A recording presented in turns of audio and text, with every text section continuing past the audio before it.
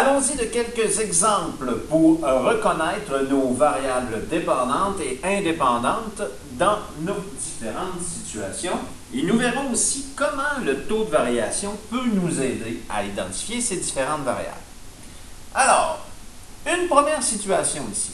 On observe, donc ici j'ai un premier mot-clé, le prix payé pour un plein d'essence selon la quantité en litres de carburant acheté.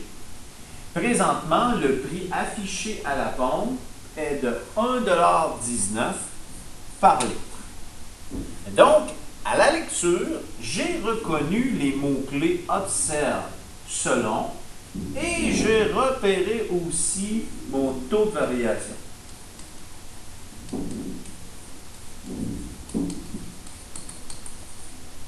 Donc, à la suite du mot observe, on observe la variable dépendante. Donc, on observe le Y selon le X. Donc, dans ma situation, la variable dépendante, donc si on observe la relation entre la quantité d'essence et le prix payé, la variable indépendante sera la quantité. Et les unités, on vient les indiquer entre parenthèses comme ça ici, les litres. Donc ma variable, c'est la quantité en litres. Et la variable dépendante, donc le prix dépend de la quantité achetée. Donc ma variable dépendante, c'est le prix payé. Et l'unité, c'est le dollar. Donc faire attention de ne pas nommer l'unité comme étant ma variable. Donc les litres et les dollars. Donc, c'est la quantité qui est exprimée en litres et le prix qui est exprimé en dollars. Et mon taux de variation dans ma situation, ben, c'est 1,19 $ pour 1 litre d'essence. Donc, quand je vous disais tout à l'heure que le taux de variation nous aide à identifier les variables dépendantes et indépendantes, au numérateur, on a la variable dépendante et au dénominateur, on a la variable indépendante ici. Donc, en regardant nos unités, ça peut nous aider à identifier nos variables. Allons-y d'un deuxième exemple. On dit, sur l'autoroute, un automobiliste roule à 105 km/h. On s'intéresse à la distance en kilomètres parcourue par une voiture et le temps de parcours en heure. Dans cette situation, on n'a pas les mots-clés observe et selon. Donc, on peut se poser la question, qu'est-ce qui dépend de quoi? Est-ce que c'est la distance qui dépend du temps de parcours ou le temps de parcours dépend de la distance? Pas toujours évident de s'y retrouver, mais dans ce cas-ci, l'œil averti nous permet d'identifier notre taux de variation ici.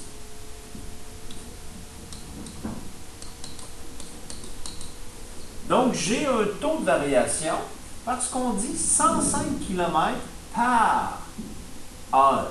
105 km pour une heure. Donc, mon taux de variation ici est de 105 km pour une heure de trajet. Alors, qu'est-ce qu'on retrouve au numérateur? On retrouve ma variable dépendante. Et au dénominateur, on retrouve ma variable indépendante. Donc, l'unité ici étant les kilomètres, kilomètre, c'est l'unité qui est utilisée pour évaluer la distance. Donc, la distance dépend du temps de parcours. Donc, ma variable indépendante sera le temps, qu'on exprime en heures, et ma variable dépendante sera ma distance en kilomètres.